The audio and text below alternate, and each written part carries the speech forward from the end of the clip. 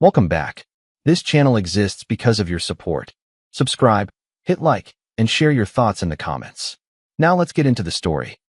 My wife turned our anniversary celebration into a divorce announcement in front of 40 people. They actually cheered when she declared herself free again. What she didn't expect was that I wouldn't beg her to reconsider. It started on a Thursday evening when Jennifer came home with this electric energy that immediately put me on edge.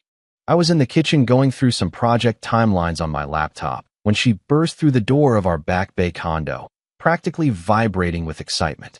"We need to go somewhere special this Saturday," she announced, dropping her bag on the counter. "I've organized something really important for us." I looked up from my screen. "What kind of something?" "It's a surprise. Just trust me on this one." She was bouncing on her feet like a kid on Christmas morning. "We need to be at the Fairmont Copley Plaza at 7 sharp. It's for our anniversary." Something about her tone made my stomach tighten. Too rehearsed. Like she'd been practicing this conversation in her car on the way home. The Fairmont. I closed my laptop. That's pretty fancy for a Thursday announcement. It's going to be perfect. I've invited a few friends to celebrate with us. She was already heading toward the bedroom, talking over her shoulder. "Wear your gray suit. The nice one." I sat there for a moment, staring at the spot where she'd been standing. 7 years of marriage had taught me to read her moods, and this one felt off. But I nodded to the empty kitchen and went back to my work, trying to ignore the uneasy feeling settling in my chest. Saturday afternoon, Jennifer spent 4 hours getting ready. She had a hair appointment at noon, came back and did her makeup twice, tried on 3 different dresses before settling on an emerald green cocktail dress that she only wore to major events. I watched her check herself in the mirror for the 10th time, adjusting her hair, practicing her smile. "You look great," I told her as I knotted my tie. "Thanks." She barely glanced at me, too focused on her reflection. "You clean up well yourself." The drive to Copley Plaza was strange. She kept checking her phone, texting someone, putting it away, then picking it up again 30 seconds later. Every few minutes, she'd look at me with this odd expression, like she was studying my face for something. "So what exactly are we walking into here?" I asked as we pulled into the parking garage. "You'll see. Just follow my lead, okay?" "Okay." We walked through the hotel lobby, and I could hear voices and music coming from one of the private event rooms. Jennifer's hand was on my arm, but it felt more like she was steering me than being affectionate. When we walked into the room, I stopped dead. There had to be 40 people there. Her work friends, college friends, some faces I recognized from various parties over the years. Her sister Kelly was there with her husband. Everyone turned to look at us as we entered, and this expectant silence fell over the room. "Surprise," someone called out, but it felt hollow, like they weren't quite sure what they were celebrating. Jennifer stepped away from me and moved to the center of the room. That's when I saw the microphone in her hand, and suddenly I understood. This wasn't a surprise party for me. This was a performance, and I was the unwilling audience. "Thank you all for coming tonight," she began, her voice carrying clearly through the sound system. "I know some of you are wondering why I asked you here, so I'm going to cut right to the chase." The room got quieter. I could feel people's eyes shifting between her and me. Something cold settled in my chest. I've been doing a lot of thinking lately about marriage, about relationships, about what we're all really doing here. She paused like she was giving a TED Talk, and I've come to a conclusion. Marriage is an outdated institution designed to trap people in situations that no longer serve them. Here it comes, I thought. So tonight, I want to announce to all of you that I'm officially free again. I'm taking back my life. The room erupted. People actually started clapping and cheering like she'd just announced she was running for president. Her sister hooped from the back of the room. Some guy from her office yelled, "You go, girl." I stood there watching this circus unfold around me, and something shifted inside me. Not heartbreak, not anger, just this crystal clear moment of understanding. She had orchestrated this entire thing to humiliate me publicly. She wanted me to beg, to cry, to make a scene that would validate whatever narrative she'd been building in her head about our marriage. She turned to look at me with this expectant expression, like she was waiting for me to drop to my knees and plead with her to reconsider. The microphone was still in her hand, probably hoping I'd grab it and make some desperate speech about how much I loved her. Instead, I looked at her for exactly 3 seconds. Then I looked at the crowd of people who were still applauding my public humiliation. Then I did the one thing she clearly hadn't planned for. I turned around and walked out. No words, no drama, no begging. Just a simple about-face and a walk toward the exit that felt like the longest and shortest walk of my life. Behind me, the applause died out completely. I could hear her voice, suddenly uncertain, calling my name through the microphone. But I didn't turn around, didn't slow down, didn't give her the satisfaction of a reaction. I got in my car, started the engine, and drove home, leaving her to explain to 40 confused people why her grand finale had just walked away without a script. I got home around 8:30 that night and poured myself a bourbon. Not because I was devastated, but because I had some serious thinking to do, and good whiskey helps me think clearly. She didn't come home that night. Probably stayed at her sister Kelly's place, expecting me to call and apologize for not playing my assigned role in her little drama. My phone sat silent on the kitchen counter, and I was perfectly fine with that. Sunday morning, I started making changes. I sat at the kitchen table with a notepad and my phone, feeling more clear-headed than I had in months. First action was the bank accounts.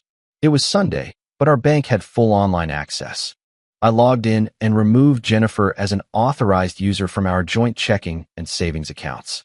Then I transferred exactly half the balance to her separate account that she'd opened years ago. Fair, not spiteful. I changed all the passwords and security questions. The whole process took 20 minutes. Second, I called our insurance company. Left a detailed voicemail about removing Jennifer from my health plan, citing marital separation. Effective immediately. Third was the locksmith. Scheduled for Monday morning. All exterior doors, plus the garage code reset. Then came the hardest part. I started packing her belongings. Not angry, not throwing things around. Just systematic. Organized. I went through the closet, the drawers, the bathroom. Everything that was hers went into boxes. I labeled each one clearly and loaded them into my car. By noon, I'd rented a storage unit at Boston Self-Storage on Albany Street. Unit 247. I moved all her boxes there, kept the receipt, made a note of the access code. At 2:30, I sent her a text. Your belongings are in storage unit number 247 at Boston Self-Storage on Albany Street. Access code 4729. She called 3 minutes later. I let it ring 4 times before answering. What's up? What's up? Her voice was sharp, incredulous. Are you serious right now? You just locked me out of our accounts. You announced you were free. Free people have their own accounts. That's not what I meant. What did you mean? Because I'm officially free again seemed pretty clear to me. We need to talk. I'm coming home. No, you're not. Excuse me. You announced you were single. Single people don't live in my house. Our house. Check the deed. It's my condo. Always has been. You just lived here because we were married. But according to your little speech last night, we're not married anymore. I could hear her breathing getting faster on the other end. You can't just lock me out. This is my home too. Was. Past tense. You made your choice in front of 40 witnesses. I'm just respecting that choice. You're being ridiculous. Am I? Because I'm pretty sure ridiculous was announcing our divorce at a surprise party without actually filing for divorce. I'm just being practical. She hung up on me. I finished my coffee and went back to organizing her things, making sure I hadn't missed anything. An hour later, she was pounding on the front door. I could see her through the window, still wearing that green dress from last night, looking significantly less put together than she had for her big announcement. I opened the door but stayed in the doorway, not inviting her in. What is wrong with you? She demanded. Nothing at all. I feel fantastic, actually. Let me in. We need to talk about this. There's nothing to talk about. You were very clear last night. That's not what I meant. Really? Because marriage is an outdated institution, and I'm officially free again seemed pretty clear. Was there some hidden meaning I missed? Her face was getting red now. I was just making a point. What point exactly? That you enjoy humiliating me publicly? That our marriage means so little to you that you'd turn ending it into entertainment for your friends? Help me understand the point here. I wanted you to fight for us. I wanted you to show some emotion. I actually laughed at that. So your master plan was to announce our divorce publicly, hope I'd make a scene begging you to reconsider, and then what? You'd graciously take me back in front of everyone? That was your idea of romance. She opened her mouth, then closed it, then opened it again. I just needed to know you still cared. I did care. Past tense again. But here's the thing about respect. Once you lose it, you don't get it back by explaining why you threw it away. So that's it. You're just giving up on 7 years of marriage. I'm not giving up on anything. You already gave up last night. I'm just catching up. She tried to push past me into the house, but I didn't move from the doorway. Your stuff is in the storage unit, like I said. I'll leave it unlocked so you can get it whenever you want. But you don't live here anymore. You can't be serious. Deadly serious. You wanted to be single. Congratulations. Enjoy your freedom. I closed the door and locked it. She pounded on it for about 10 more minutes, yelling through the wood about how unreasonable I was being, how we needed to talk like adults, how I was overreacting. I went upstairs and took a long, hot shower.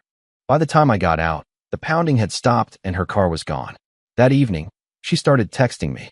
Long paragraphs about how she'd made a mistake, how she just wanted me to show I cared, how we could work through this if I just let her come home and explain. I read each message and deleted it without responding.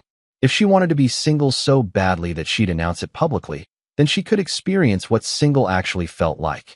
My phone rang again around 10. I answered on the first ring this time. What? Please, just talk to me. 5 minutes. Let me explain. You had 7 years to explain how you felt. You chose to do it with a microphone in front of 40 people instead of having a conversation with your husband. That tells me everything I need to know about how much my feelings mattered to you. That's not fair. Fair? You want to talk about fair? Fair would have been respecting me enough to discuss your issues privately. Fair would have been not turning our marriage into a comedy show for your friends. But you didn't want fair. You wanted dramatic. Well, here's your drama. I hung up and turned off my phone. The house was quiet that night. Peaceful even. For the first time in months, I slept through the night without waking up wondering what I'd done wrong or how I could fix whatever was broken between us. Monday morning brought the consequences she hadn't thought through. The locksmith arrived at 8, and I stayed long enough to let him in and provide instructions before heading to work. By the time I got to my office in downtown Crossing, I had 3 text messages from mutual friends who'd been at the party. Alex Reed. Dude, that was harsh what she did to you Saturday. Man, I felt uncomfortable watching that whole thing. Brian Cooper. Hey, just wanted you to know not everyone was cool with how she handled that. Another from someone I barely knew. That took guts to just walk out. Respect. Apparently, after the initial shock wore off and people had time to think about what they'd witnessed, the mood had shifted. What seemed like empowering female independence on Saturday night looked a lot more like public cruelty in the harsh light of Monday morning. Tuesday, Jennifer showed up at the condo during the day. I was at work, but my neighbor texted me that someone was pounding on my door for 20 minutes. When I got home that evening, there was a note stuck to the door, hastily written on notebook paper. I threw it away without reading it. Wednesday morning, I stopped at Thinking Cup on Tremont Street, my usual coffee spot before work. Alex Reed was there, looking uncomfortable when he saw me. Hey man, he said, shifting his weight from foot to foot. Morning. Look, I need to say something. What happened Saturday, that didn't sit right with most of us. That was brutal to watch. Appreciate you saying that. He hesitated, then stepped closer. Jennifer's been texting our whole friend group, trying to get us to convince you to talk to her. But honestly, most of us are pretty disgusted by the whole thing. Nobody wants to get involved. That explained why her calls had gotten less frequent. She kept telling everyone you were emotionally unavailable. Alex continued. Made it sound like you were the problem, like she was trapped. But when you just calmly walked out without making a scene, I don't know, it made us all realize maybe she was the one being dramatic. I thanked him and got my coffee. On the walk to my office, I thought about how quickly the narrative was changing. The people who'd applauded her announcement were now questioning what they'd actually witnessed. Thursday evening, I went to Boston Sports Club for my regular workout. I was halfway through my routine when I noticed Jennifer on the treadmill across the room. She'd never worked out a day in our entire marriage, but there she was in brand new athletic wear, positioned so she could stare directly at me. I finished my sets, headed to the locker room, and found her waiting outside the men's locker room door when I came out. Can we please talk? She said. A staff member noticed us. Is everything okay here?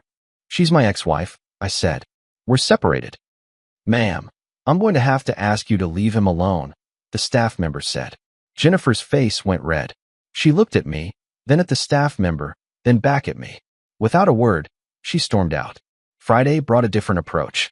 I was at lunch with Brian Cooper at Atlantic Fish Company when his phone buzzed. It's Jennifer's sister, he said, looking at the screen. Kelly wants me to meet her for coffee to discuss you and Jennifer. What did you say? I told her you have good reasons for what you're doing, and I'm not getting involved. He put his phone down. Man, she's really unraveling. Saturday afternoon, I was home reading when there was a knock at my door. I looked through the peephole and saw Christine Webb, Jennifer's best friend since college. I opened the door. Christine looked genuinely upset. I need to apologize to you, she said before I could even say hello. For what? For not speaking up Saturday night. For letting her do that to you. For applauding when I should have walked out. She shook her head. I've been listening to her complain about your marriage for months, and I thought maybe she had a point. But now I realized she was painting a picture that wasn't real. What did you see Saturday night? A woman humiliating a man who clearly loved her. A woman so desperate for attention and control that she'd destroy her marriage publicly just to prove a point. She looked genuinely ashamed. And I helped her do it. I helped her book the venue, coordinate with people. I thought it was going to be some kind of vow renewal or reconciliation thing. She didn't tell me what she was actually planning until Friday night, and by then everyone was already invited. She made her choice. You just happened to be there when she made it. She's falling apart, you know? None of us want to be around her anymore.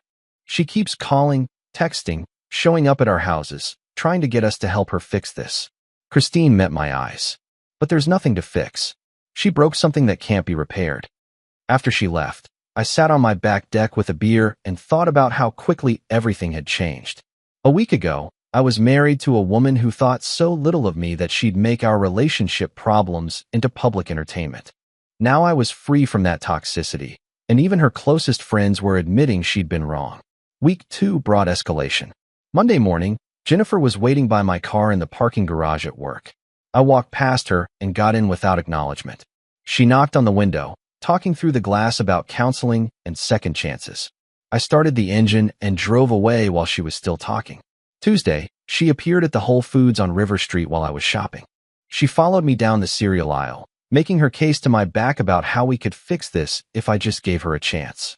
I finished my shopping and left her standing between the Cheerios and the cornflakes. Wednesday brought flying monkeys. Jennifer's mother, Diane Williams, called my cell. Michael, this is affecting everyone. Can't you two work this out?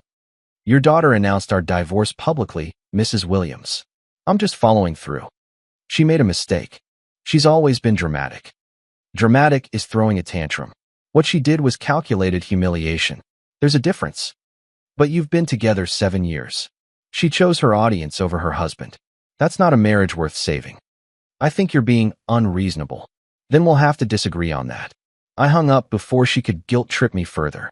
Thursday, I was back at the gym when I noticed Jennifer using the elliptical machine, still in those brand-new workout clothes, still staring at me. When I went to the locker room, she actually followed me to the door and stood there waiting for me to come out. The gym staff had to ask her to leave the building. Friday was the peak of her desperation. Flowers arrived at my office with a card that said, "I'm sorry," in handwriting that looked like a child's attempt at cursive. Then, during my 2 o'clock meeting with a client, a singing telegram showed up. An actual woman in a ridiculous costume singing some song about forgiveness while my client sat there in confused silence. I thanked the singer, tipped her $20, and continued the meeting like nothing had happened. My client was impressed by how I handled it. He even mentioned it later, said it showed good character under pressure. That weekend, Jennifer started posting on social media. I didn't see it directly since I'd blocked her accounts the day after her announcement, but friends kept texting me about it. Cryptic quotes about depression and loneliness. Old photos of us together with captions about better times and fighting for love. Vague posts about learning who really cares. The comments section wasn't going her way, apparently. People were asking why she'd made the announcement public in the first place. Some were defending me. By Sunday evening, she'd deleted everything. Sunday night, she tried the nuclear option. She called pretending to be having some kind of emergency, crying hysterically about being in trouble and needing help.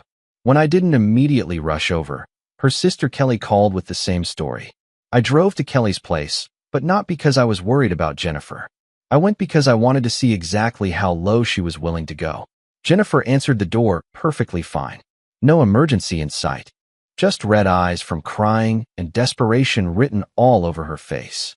"You came," she said, like this proved something. "Your sister said you were in trouble. I can see you're not. I'm leaving." Wait, please. I just wanted to talk to you face to face without interruptions. So you lied about an emergency. That's your idea of mature communication? I was desperate. You won't take my calls. You won't see me. You won't even acknowledge that I exist. You announced you were single. Single people don't get to demand attention from their ex-husbands. I made a mistake. You made a choice. You planned it, organized it, executed it perfectly. The only mistake was assuming I'd play along with your drama. She grabbed my arm as I turned to leave. I can't sleep. I can't eat. I can't focus on anything. I miss you so much. It's killing me. I looked down at her hand on my arm, then back at her face. That's what consequences feel like. You'll get used to it. How can you be so cold? You threw away 7 years for applause from people who barely know us. You chose your audience over your husband. Now you get to live with that choice. I pulled free from her grip and walked back to my car. She followed me, still talking, still pleading, still trying to negotiate her way out of the hole she'd dug for herself. As I drove away, I could see her in my rearview mirror, standing alone in her sister's driveway, finally understanding that some bridges can't be rebuilt once you've burned them in front of 40 witnesses. Week 3 brought more of the same. Monday, Kelly called my office claiming Jennifer was in crisis. I asked if she needed 911. Kelly said no, but Jennifer was really struggling. I told her Jennifer should call a therapist and hung up. Wednesday, a 6-page handwritten letter showed up at my office. Apologies, promises, explanations about how she just wanted me to fight for us. I read the first page and threw it away. When Brian asked if I'd read it all, I said I got the summary. Friday night, I was out with work friends at the Paramount on Beacon Hill. We were watching the game when Jennifer walked in with her friends. It was obvious she knew I'd be there. Alex had posted our location on Instagram. She approached our table. Can we please just talk? We're watching the game. Please leave. 5 minutes. That's all I'm asking. I looked at my coworkers. This is the woman who announced our divorce at a surprise party 3 weeks ago. One of them whistled. Whoa, that was you. That story's been all over town. Jennifer's face went red. Don't do this here. Do what? Tell the truth? I thought you were all about public announcements. She stormed out. My coworkers looked at me with a mix of sympathy and respect. That took guts, one of them said. Walking out like that just seemed like the right thing to do. Tuesday of week 4, my brother Thomas called from Baltimore. Our mother had told him about the situation. Just wanted to check in, he said. See how you're holding up. I'm fine. Actually better than fine. Mom said Jennifer's been calling everyone, trying to get people to pressure you. She has. It's not working. Good. You know, you can't respect someone back into loving you. She destroyed that herself when she turned your marriage into a performance. We talked for a while longer. It felt good to have someone outside the situation validate my response. Thomas had always been straightforward, and his support meant something. Thursday evening of week 4, everything came to a head. I was home alone, having made myself a perfect steak, opened a bottle of Jordan Cabernet I'd been saving. The playoff game was on, and I was feeling more peaceful than I had in months. Around 9, it started raining. Not just regular rain, but one of those heavy New England downpours that makes you grateful to be inside with a roof over your head and a good meal. At 9:30, I heard soft knocking at the front door of my building. I live in a secure building in Back Bay, so I went to the intercom. Through the camera, I could see Jennifer standing outside on the street-level steps. She was soaking wet. No umbrella, no jacket, just jeans and a t-shirt plastered to her body. Her hair was matted down, mascara running down her cheeks.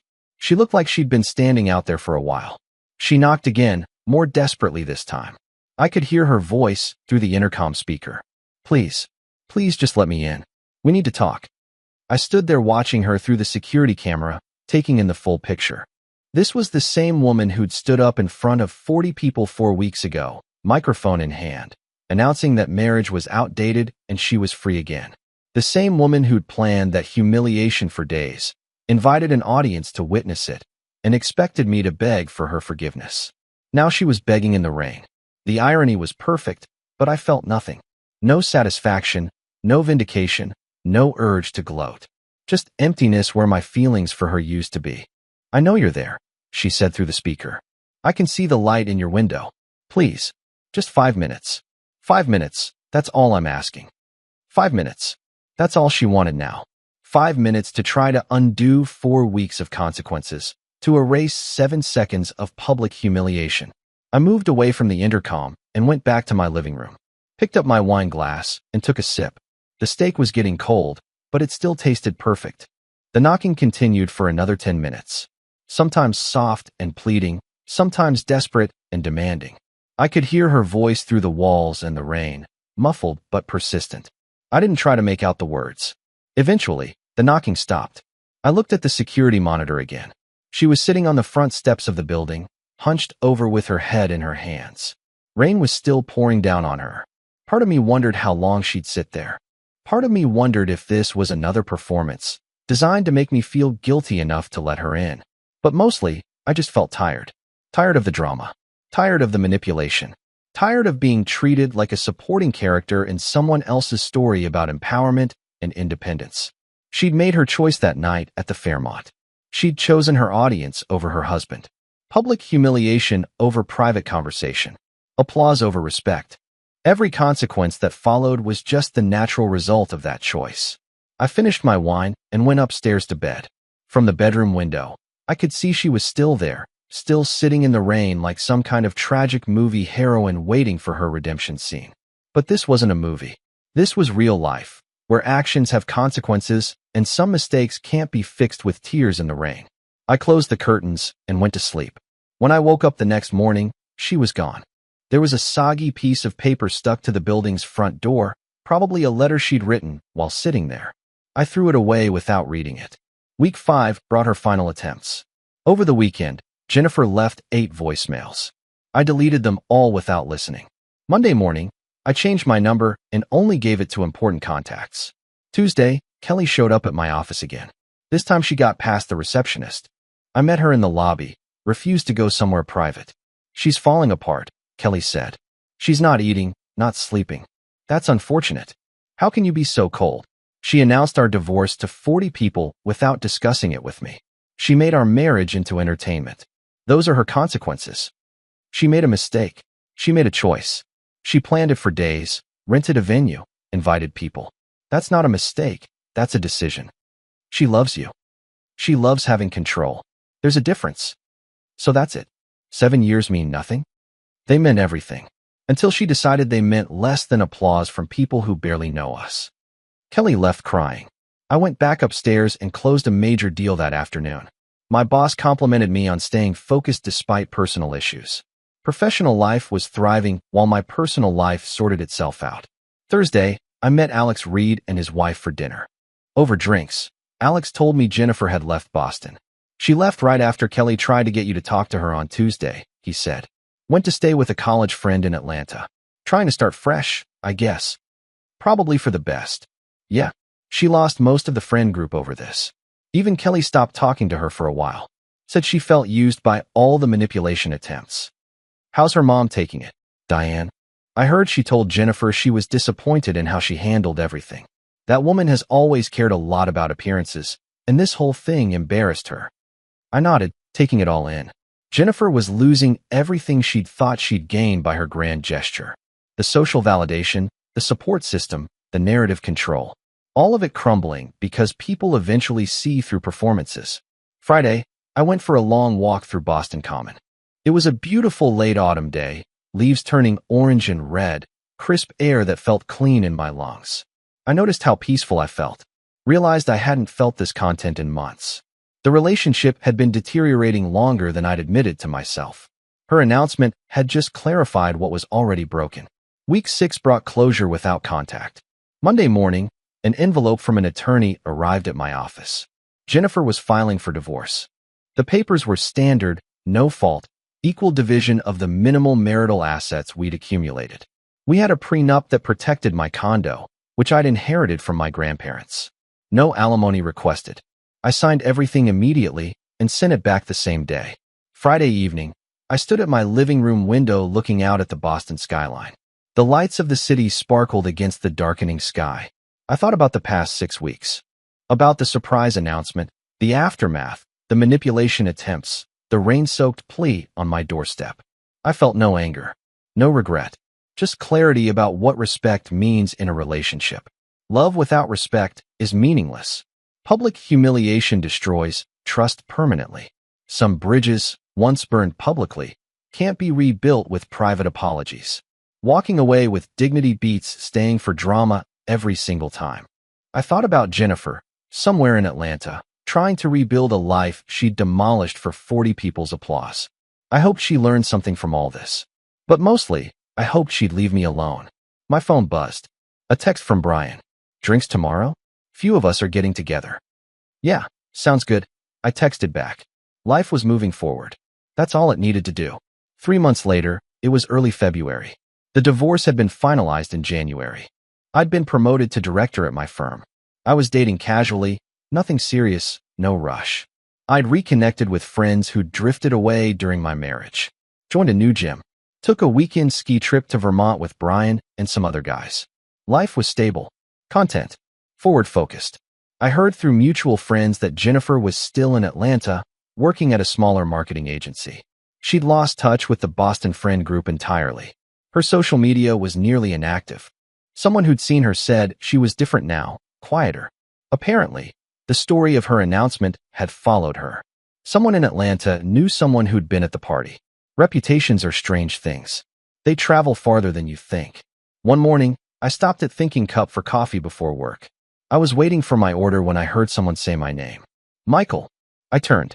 Diane Williams, Jennifer's mother, stood there looking uncomfortable. Mrs. Williams. How are you? I'm well. I didn't expect to see you. She hesitated. I wanted to apologize to you. That's not necessary. It is. I raised Jennifer to be better than what she did. The way she treated you, the way she humiliated you publicly, I'm ashamed of her behavior. I appreciate that. She's in Atlanta now? I don't know if you heard. I did. She's different now? Realizes what she lost. But I told her that's not something she can fix. No, it's not. You handled everything with remarkable grace, Michael. I hope you're doing well. I am. Very well, actually. Good. You deserve that. We parted ways cordially. I walked to my office thinking about the encounter. Felt nothing about Jennifer's regret. No desire to gloat or reconnect. Just a closed chapter in a book I'd already put back on the shelf. That evening, I cooked dinner in my quiet condo. Music playing. Wine breathing on the counter. I thought about how people sometimes ask if I regret my response to Jennifer's announcement. If I think I should have given her another chance, shown mercy, been the bigger person. My answer is always the same. Absolutely not. Respect isn't something you can lose and then get back by apologizing. Trust isn't something you can break publicly and repair privately. And dignity isn't something you can sacrifice for applause and then reclaim with tears. She wanted to be free so badly that she made it a public celebration. I just gave her exactly what she asked for. No regrets. No second-guessing. Some decisions, once made, don't need to be revisited. 5 months have passed since that night at the Fairmont. I'm up for VP at my firm. I'm dating someone who understands that respect is the foundation of any relationship worth having. And Jennifer is somewhere in Atlanta, living with the consequences of turning our marriage into entertainment. Sometimes the best response to someone trying to humiliate you is to simply refuse to be humiliated. Let them stand there with their microphone and their audience, talking to empty air while you walk away with your dignity intact. The people worth keeping in your life will respect you for it. The ones who don't weren't worth keeping anyway. I took a sip of wine and looked out at the city lights. Life was good, peaceful, exactly what I'd needed all along. And somewhere out there, 40 people who'd applauded a woman's cruelty had learned a valuable lesson about the difference between empowerment and humiliation, about the consequences of turning someone's pain into your entertainment. I hope they remembered it the next time someone asked them to be an audience for someone else's drama. As for me, I was done being anyone's supporting character. My life was my own again, free in the way that actually matters. Not free from commitment, but free from disrespect. And that, I've learned, makes all the difference. Dear listeners, that's our ending. If it resonated, subscribe to support the channel. See you next time.